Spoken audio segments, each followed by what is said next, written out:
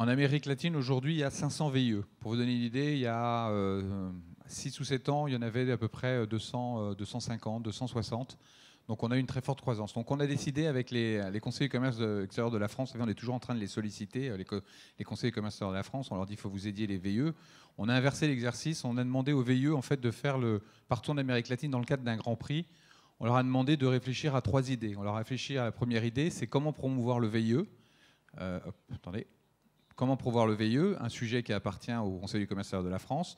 On leur a demandé à des VIE de réfléchir à comment promouvoir la France auprès d'investisseurs latino-américains. On leur a demandé, là c'est le cas du Brésil, comment convaincre une entreprise française de venir au Brésil. Dans tous les pays d'Amérique latine, on a fait pitcher en fait, des VIE sur ces sujets-là.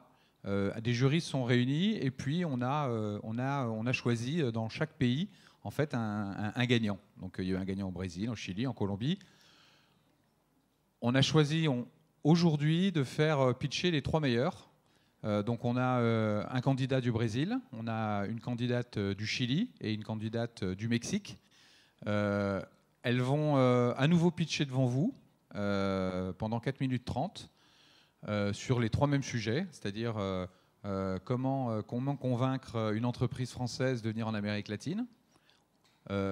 J'espère que vous serez convaincus après.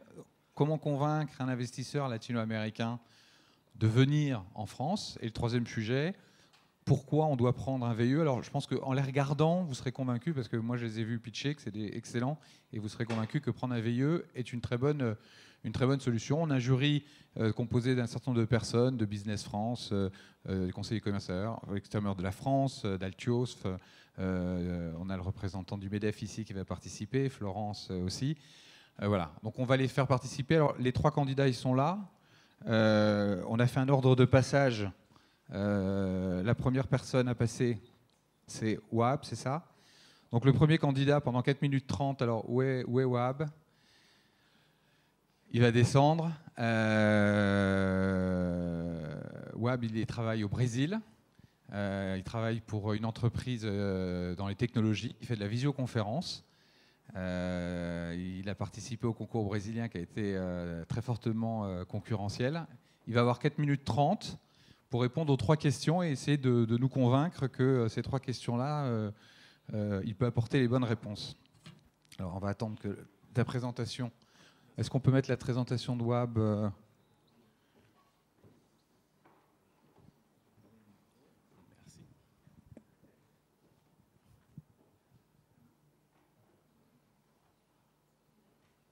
Merci beaucoup.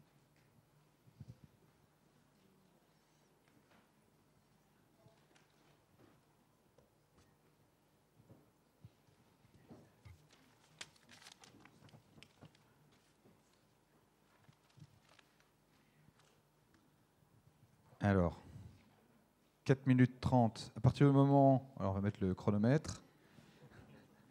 Voilà, 4 minutes 30. Au moment où tu commences à parler, c'est parti. Alors, bonjour à tous. Ces entreprises françaises ont 2 points communs. Elles ont toutes reçu mon CV et elles sont toutes présentes en Amérique latine, comme la quasi-totalité des 500 plus grandes entreprises mondiales. Alors, pourquoi cet attrait pour la région? La réponse en images, mais assez parlé de moi. Aujourd'hui, l'Amérique latine est un des pôles de croissance mondiale, avec une population jeune de plus de 623 millions d'habitants, dont le tiers constitue sa classe moyenne. La région s'affirme aujourd'hui comme un partenaire économique de premier plan.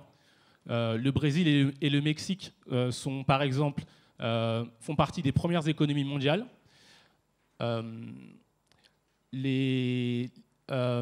observe notamment que en Amérique latine, la majorité le Brésil, par exemple, est un des premiers et la 6e destination réceptrice d'investissements directs à l'étranger au monde. Les entreprises de la région se portent assez bien. On peut observer, par exemple, que 9 d'entre elles font partie des 500 plus grandes entreprises mondiales dans des secteurs comme le pétrole, la télécommunication ou les mines. On estime notamment, les économistes estiment notamment que le PIB de 7 pays émergents, dont le Brésil et le Mexique, représentera plus du double du PIB des actuels pays du G7 à horizon 2050. Pour vous implanter dans la région, vous disposez d'un réseau d'appui sur le terrain, avec les services économiques régionaux et nationaux, mais également avec Business France. On note notamment que des pays comme le Brésil et le Mexique peuvent figurer comme des têtes de pont dans la région, mais vous pouvez également vous implanter dans d'autres pays dont on parle assez peu, comme la Colombie, l'Argentine ou le Chili. Pour vous implanter dans la région, le VIE peut être la solution. Par exemple, pour une PME, au lieu d'opter pour des méthodes traditionnelles telles que la création d'une filiale à l'étranger, l'acquisition d'un acteur existant ou la recherche de partenariats, vous pourriez opter pour le VIE. Et vous auriez tort de négliger cette option, voire de littéralement la jeter par la fenêtre. En effet, le VIE vous offre la possibilité de confier une mission à l'étranger à un jeune homme ou une jeune femme pour une durée allant de 6 à 24 mois dans un pays ou sur une zone géographique. Le VIE s'adapte à tout type de structure, allant des PME aux grandes entreprises, en passant par les syndicats professionnels et associations. Cette formule est une alternative crédible à l'expatriation et peut vous aider à renforcer vos équipes locales, tout ceci à un coût attractif. Par exemple, les PME et PMI peuvent se voir octroyer des aides régionales et départementales.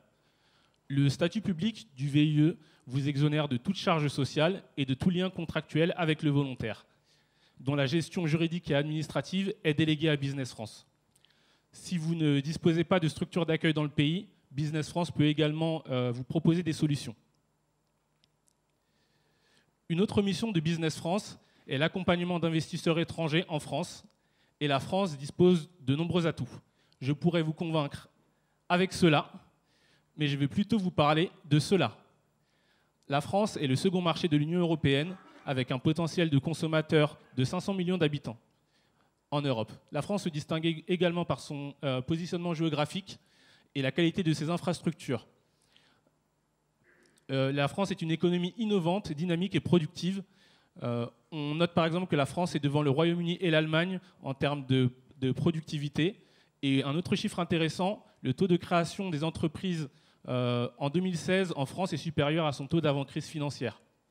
Enfin, la France est une nation ouverte aux capitaux étrangers et est la première destination des investissements d'Amérique latine en Europe, à égalité avec l'Espagne. Enfin, si vous souhaitez investir en France et en Europe et si vous pensez Europe, choisissez la France comme ses entreprises. Alors, qu'attendez-vous? Merci beaucoup.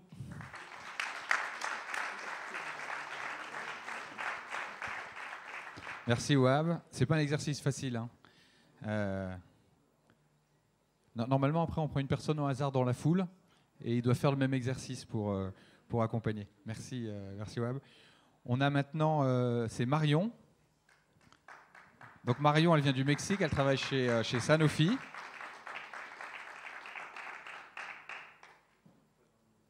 Donc on va voir.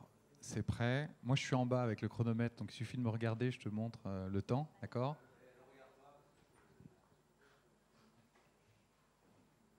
Le beeper. Merci. Attends, je mets. On va se mettre au milieu. Bonjour. Alors, 3 questions, ce sont les mêmes, c'est parti. Pourquoi faire des affaires en Amérique latine? Alors, aujourd'hui, Airbnb est en train d'ouvrir des bureaux au Mexique et au Brésil. Je me suis demandé pourquoi et je suis allée leur poser la question. Voici la réponse.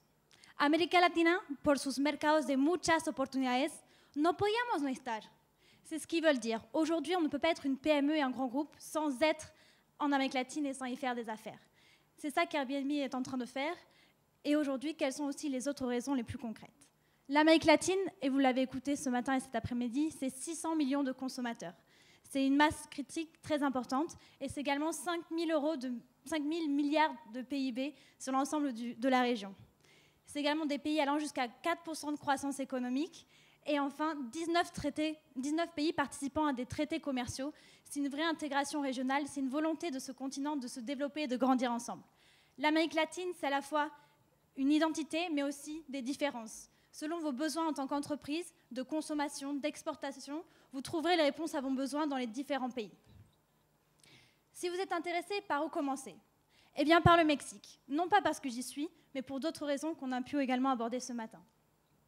Le Mexique, c'est plus de presque 3% de croissance sur les 20 dernières années. C'est très important comme stabilité économique, politique et juridique. Vous ne prendrez aucun risque. Le Mexique, c'est aussi 125 millions de consommateurs et la première croissance économique d'Amérique latine. C'est enfin une ouverture vers l'international, plus de 12 traités d'accords de libre-échange dans plus de 47 pays dans le monde entier. Alors vraiment, je vous invite à venir partager quelques tacos avec moi, car il faut venir pour pouvoir sentir l'énergie de ces pays en croissance. Alors, l'Amérique latine en 3 mots. Le potentiel, la régionalisation et la maturité. C'est paradoxal, mais comment vendre maintenant la France à un investisseur étranger? La France, eh oui, ce n'est pas uniquement sa baguette, ses marques de luxe, la Tour Eiffel et son tourisme. La France, c'est bien plus encore. C'est d'abord l'ouverture vers l'Union européenne et ses 500 millions de consommateurs qui en font la première économie mondiale. La France, c'est également le premier receveur d'investissements étrangers pour l'industrie de production avec cette année plus de 40 milliards d'euros investis.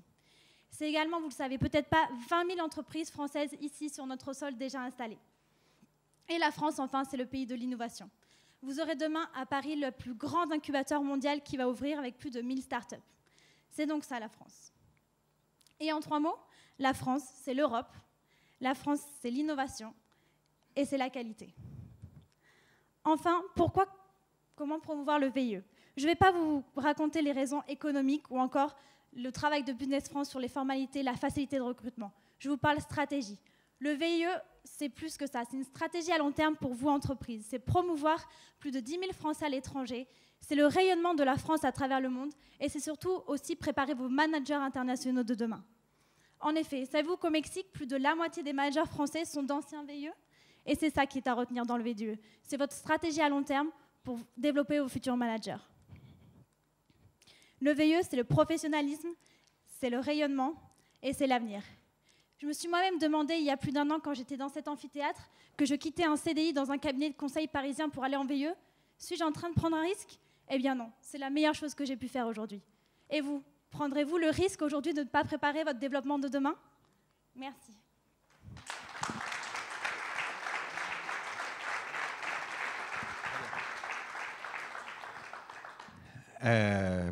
C'est bon, moi je cherche des gens pour travailler chez moi, j'ai déjà 2 embauchés. Maintenant, alors, on a eu Mario, maintenant c'est Charlotte, c'est ça? Oui, elle est où Charlotte? Ah voilà Charlotte. Alors Charlotte, elle représente le Chili. Elle représente le Chili. Donc c'est le challenging, hein, parce que c'est les 2 gros pays, Brésil, Mexique. Il faut montrer que le Chili, on en est convaincu que c'est un pays avec des talents. Je donne le micro. Je préfère ici, c'est possible. Oui, bien sûr. On va effacer. Attends, vous pouvez revenir en arrière. On peut revenir en arrière. Tu parles en même temps, c'est ça? Quand tu dis go et c'est parti. Alors, admettons que j'ai développé un projet de lampe à bactéries Il luminescentes. est pas parti le. Il faut bien. Quand elle commence à parler, il faut lancer la vidéo. Après, je dois bien qu'on t'entende bien ou peut-être non. Okay. Quand elle commence à parler, il faut lancer la vidéo. Alors, admettons que j'ai développé un projet de lampe à bactéries luminescentes au sein de l'incubateur de mon école, les mines d'Alès. Si je devais convaincre mon ami latino-américain Juan d'investir dans ma start-up en France, je lui offrirais donc un voyage en France pour lui présenter les hommes clés du projet et surtout pour mettre en avant la qualité des formations professionnelles françaises. Puis je lui dévoilerai le business plan et j'organiserai une réunion avec les différents acteurs du projet, donc notamment avec un accompagnateur de l'incubateur des mines d'Alès pour lui montrer les fortes relations existantes entre entreprises et universités, aussi un représentant de la BPI et un représentant du Crédit d'impôt Innovation afin de lui témoigner de l'implication du gouvernement français dans le secteur de l'innovation, et enfin un responsable régional de Business France ou la CCI de Nîmes pour lui présenter les réseaux qui l'aideront à investir. Ensuite, je pense que nous irions à Paris en prenant le TGV, bien sûr, et là, je lui ferai découvrir la qualité de nos infrastructures. Je lui montrerai aussi la forte présence étrangère sur le territoire, donc en lui expliquant le fonctionnement de l'Union européenne et le marché potentiel qui s'ouvre à lui s'il investit dans ma start-up. Et enfin, je lui montrerai la grande puissance économique que nous sommes en l'emmenant se balader dans le quartier des affaires La Défense. Bon, hélas, il n'est toujours pas convaincu. Je l'invite à dîner dans un restaurant couleur terroir. Peut-être que la gastronomie française finira de le convaincre. J'aimerais également développer mon business de lampes à bactéries luminescentes en Amérique latine, avec l'aide de mon ami Juan, bien sûr. Pour ce faire, donc, je commencerai par tester mon produit au Chili, car le Chili est un marché petit mais mature, qui présente le meilleur risque pays d'Amérique latine, donc en termes macroéconomiques. Il faut savoir qu'il a obtenu donc, une excellente notation de la COFAS, avec notamment un A3 pour le risque pays et un A2 pour le climat des affaires. Une fois que j'aurai fait mes preuves sur le marché chilien, j'étendrai mon business donc, à l'Amérique latine, en m'appuyant sur l'Alliance du Pacifique, qui est constituée donc par les pays de la région qui sont en plein essor économique, et sur les nombreux accords de libre-échange signés par le Chili. Cela me donnera donc accès à un marché important de plus de 216 millions de personnes en Amérique latine et constituera une base de lancement pour conquérir les pays du Mercosur et du traité transpacifique.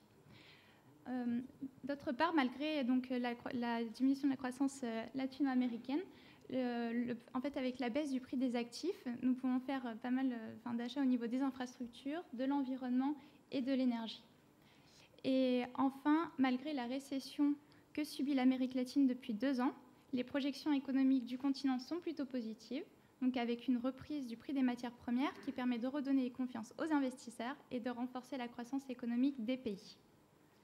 Et enfin, comme ancienne VIE, j'embaucherai des VIE dans mes filiales latino-américaines et j'aiderai bien sûr Business France à promouvoir le volontariat, donc en créant par exemple une page internet qui pourrait exposer les vidéos des concours Grand Prix et les interviews de chefs d'entreprise sur les atouts et les avantages du VIE. Ce serait, je pense, une façon plus attrayante et ludique de promouvoir le volontariat, donc à travers des témoignages vivants qui seraient consultables par tous. Nous pourrions également organiser davantage d'événements comme celui d'aujourd'hui, par exemple, car ce sont des outils de communication qui sont vraiment donc, très positifs et efficaces, tant pour faire connaître le VIE aux professionnels que pour mettre en marche des campagnes d'information et de diffusion donc, sur Internet à travers les réseaux sociaux. Et enfin, nous pourrions donc réaliser une revue semestrielle du VI qui pourrait être distribuée aux ingénieurs, aux écoles de commerce, aux universités, aux chefs d'entreprise. Ou bien nous pourrions directement créer un partenariat donc avec un magazine scientifique ou avec la revue des conseillers du commerce extérieur de la France, Entreprendre à l'international, qui consisterait donc à diffuser un volontaire par mois à travers une photo et une anecdote. Et enfin, nous pourrions mettre en place donc une émission audiovisuelle qui pourrait s'intituler Veiller aux 4 coins du monde et qui présenterait alors la vie des volontaires donc à l'étranger sous un angle professionnel et culturel. Et d'ailleurs, adorant la communication et l'infographie, comme vous le verrez à travers ma vidéo, je me propose d'être la réalisatrice de cette émission. Merci de m'avoir écouté et à très vite sur Canal VIE. Merci beaucoup.